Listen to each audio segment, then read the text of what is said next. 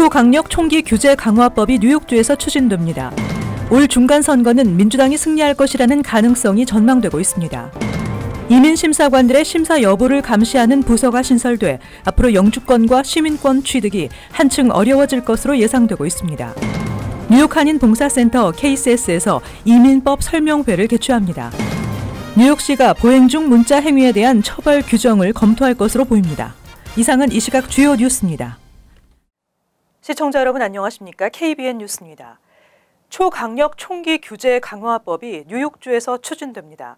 총기 사고를 미연에 방지하기 위해 총기 구입을 위한 신원 조회를 크게 확대할 계획입니다. 앤드루 쿠오모 뉴욕 주지사가 미국 내 초강력 총기 규제 강화 법안을 추진한다고 어제 발표했습니다. 쿠오모 주지사는 강력한 총기 규제법인 뉴욕 세이프법을 더욱 강화시키기 위해 법의 일부 조항을 수정하고 다음 달 1일 주정부 예산안 마감일 전에 총기 규제 강화 법안을 최우선 과제로 예산 조정안에 포함시킬 것이라고 밝혔습니다. 총기 강화 규제 법안에 따르면 우선 총기 구입을 위한 신원 조회 기간이 현행 3일에서 10일로 확대돼 총기 구입자에 대한 더욱 까다로운 조회 절차를 거치도록 하고 있습니다. 신원 조회 결과에 따라 구입 희망자는 즉시 구입을 할 수 있거나 판매 거부를 당하거나 구입자에 대한 총기 전달 보류 등으로 나뉘게 됩니다. 현행 규정에 따르면 뉴욕주에서는 자동 권총, 산탄총, 소총 등의 구입 희망자는 반드시 백그라운드 체크를 통과해야 합니다. 쿠오모 주지사는 총기 판매를 금지해야 할 만한 내용이 데이터베이스에서 발견됐을 경우 이를 연방수사국이 딜러에게 알릴 수 있는 기회와 가능성이 확대되는 것으로 총기 사고를 미연에 방지할 수 있도록 하기 위한 것이라고 밝혔습니다. 이 외에도 쿠오모 주지사가 추진 중인 총기 강화 정책에는 모든 가정폭력 범죄 전력이 있는 자에 대해 총기와 총기 소유 그리고 총기 구입을 금지시키는 내용도 포함하고 있습니다. 한편 뉴욕주 상원은 지난주 총기 규제 강화 법안이 포함이 안 된 각 학교에 무장 안전 요원을 배치하는 학교 안전 강화 법안만을 통과시켰습니다. 올 중간 선거는 민주당이 승리할 것이라는 가능성이 전망되고 있습니다. 공화당보다는 민주당을 지지하는 유권자가 더 많은 것으로 나타났습니다.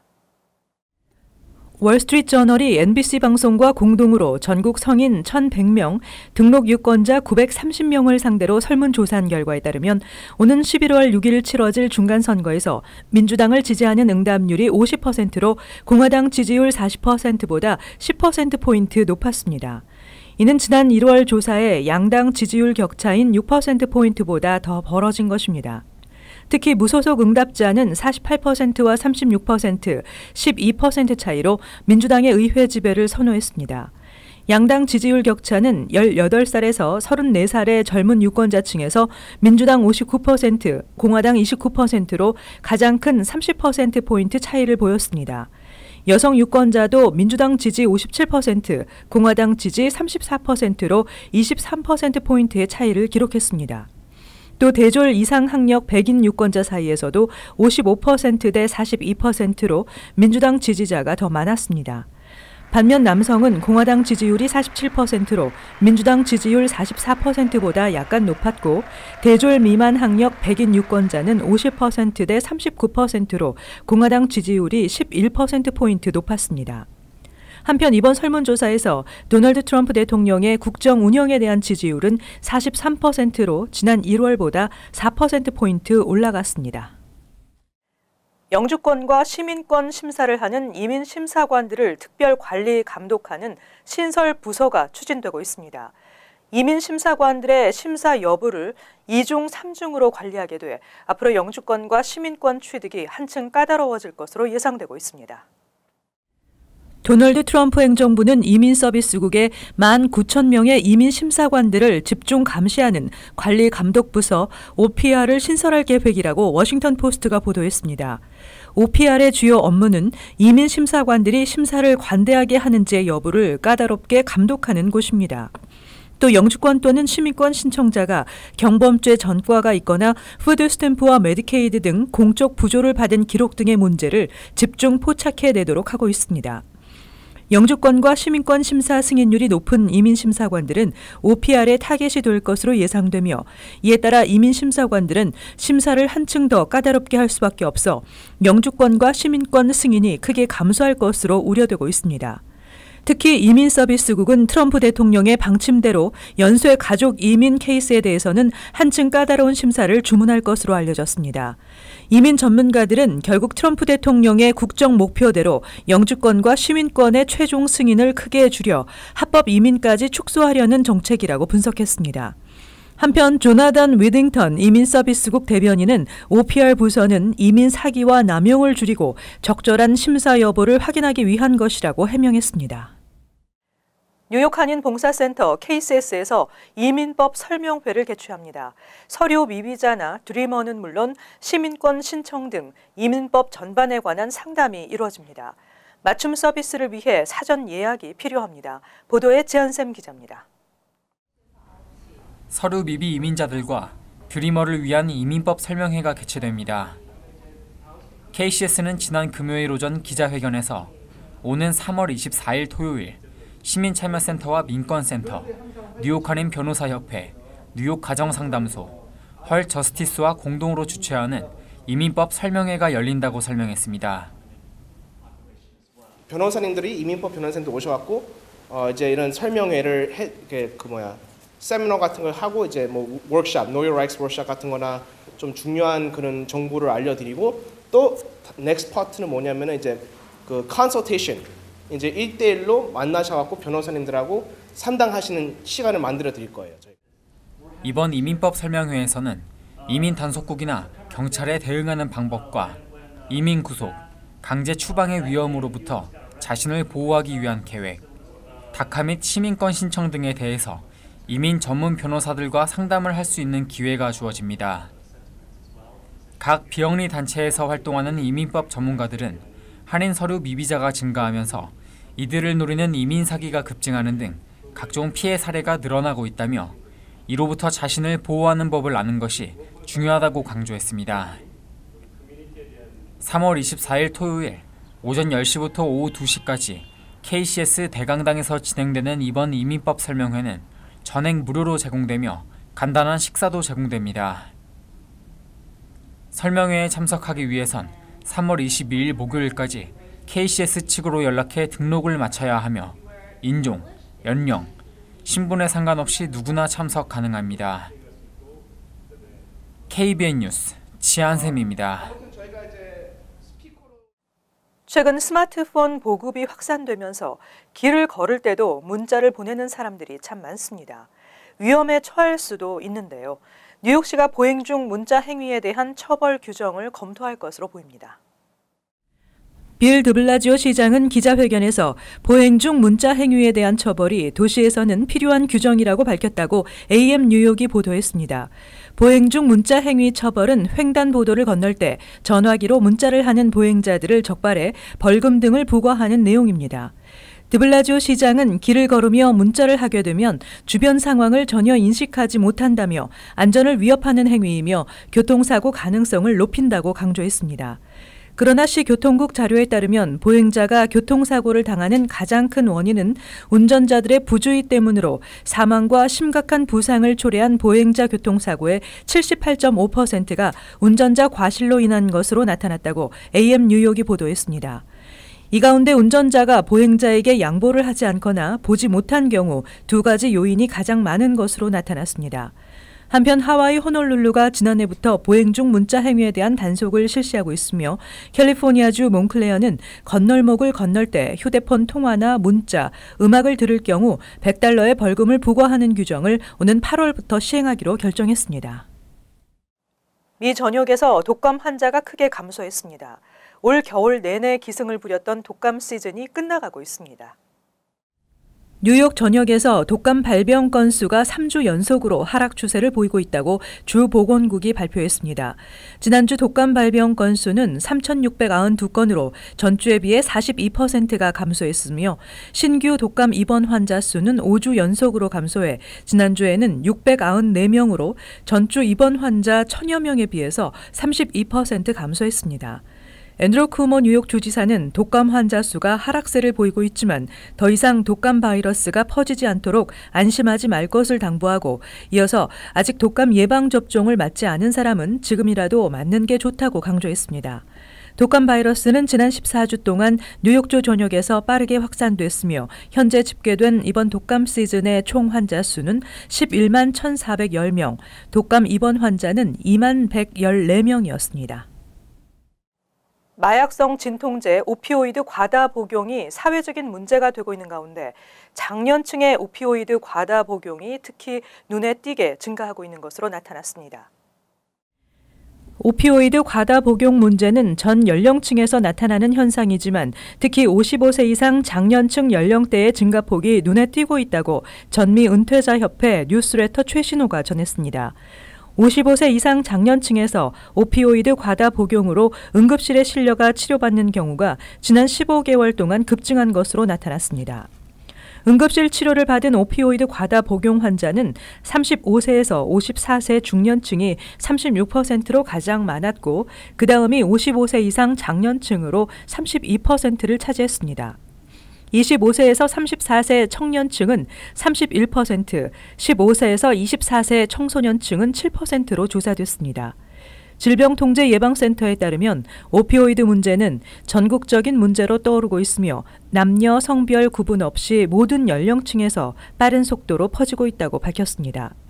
전미은퇴자협회가 2015년 자료를 토대로 조사한 결과 메디케어 환자의 거의 3분의 1에 해당하는 약 1,200만 명이 주치의로부터 오피오이드 계통 진통제를 처방받고 있는 것으로 나타났습니다. 또 50세 이상 미국인 가운데 270만 명이 진통제 과다 복용 상태였던 것으로 파악됐습니다. 연방고속도로교통안전청이 현대와 기아차 에어백 문제에 대한 조사에 나섰습니다. 현대와 기아차 세단 모델의 에어백이 강한 충격에도 작동을 안 해 모두 4명이 사망한 사건에 따른 것입니다. 전국고속도로교통안전청은 미국과 캐나다에서 발생한 소나타 4건, 포르테 2건 등 총 6건의 충돌 사고에서 에어백이 부풀지 않아 모두 4명이 숨지고 6명이 다쳤다고 밝혔습니다. 이에 따라 2011년형 현대 소나타와 2012, 2013년형 기아 포르테 등 총 42만 5천 대에 대한 에어백 문제를 조사하고 있다고 밝혔습니다.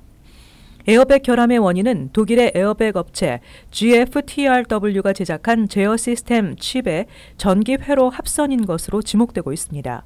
현대차는 성명을 내고 4건 중 3건에서는 에어백 제어 전기 회로망에 손상이 있었으며 한 건은 조사 중이라고 전했으며 수리 방안을 마련해 4월 20일부터 리콜을 개시하겠다고 밝혔습니다.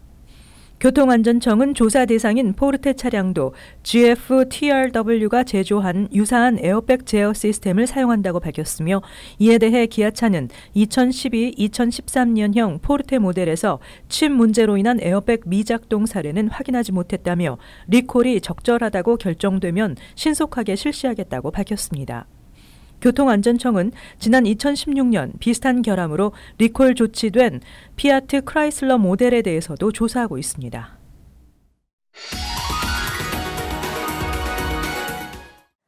이어서 LA 지역 한인사회 소식입니다.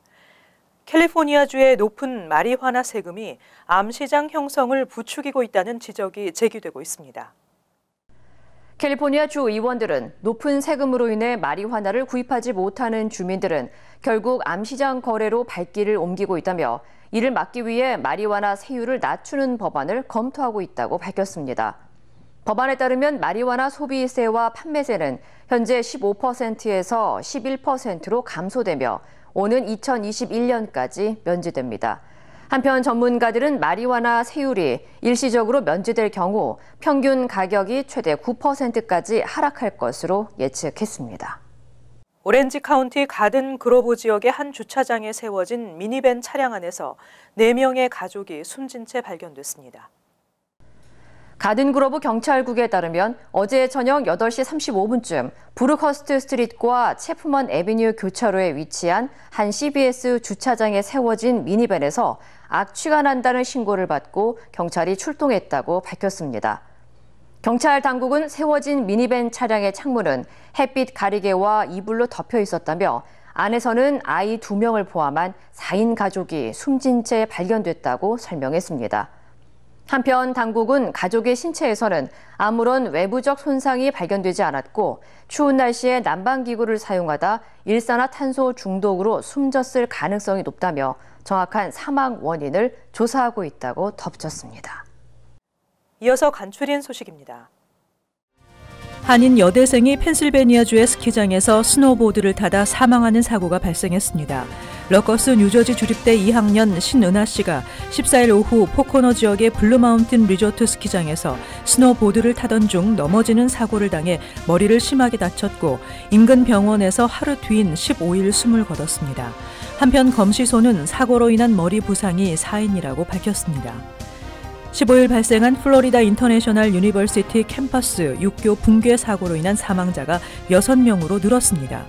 현지 경찰에 따르면 현재까지 파악된 사망자는 6명이며 육교 잔해 더미 밑에 깔린 차량은 최소 8대로 파악됐습니다.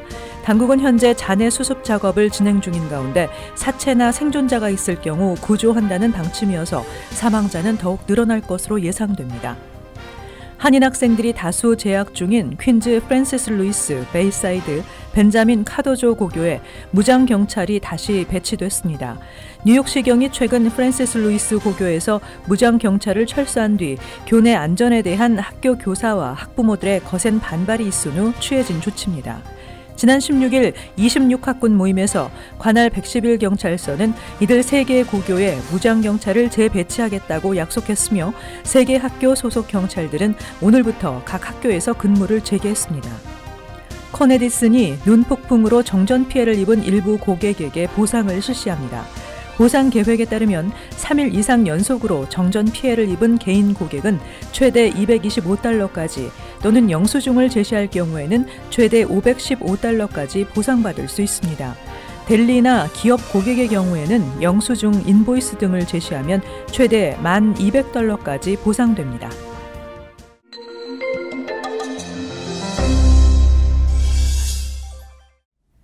뱅크 오브 홉은 지난 15일부터 나흘 동안 애리조나주 피닉스의 와일드파이어 골프클럽에서 열린 뱅크 오브 홉 파운더스컵을 성공리에 마치고 18일 우승자 박인비 선수에 대한 시상식을 진행했습니다. 뉴저지 정토회가 법륜 스님의 영상 강좌로 진행되는 2018 봄학기 정토불교대학을 개강합니다. 오리엔테이션은 3월 23일 금요일 오후 7시 30분에 개최되며 개강 날짜는 신청자들의 일정에 맞춰 조정됩니다. 계속해서 환율과 증권 소식입니다.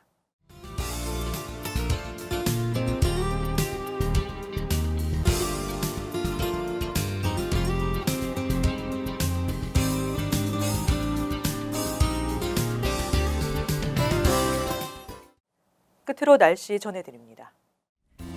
화요일은 대체로 흐리고 바람이 다소 불겠습니다. 낮 최고 기온은 39도, 섭씨 영상 4도, 밤 최저 기온은 30도, 섭씨 영하 1도. 수요일은 오전에 눈과 비가 내리겠고 오후에는 1에서 3인치가량의 눈이 예상됩니다. 목요일 대체로 맑은 날씨가 되겠습니다. 이상으로 KBN 뉴스를 마칩니다. 시청해주신 여러분 고맙습니다.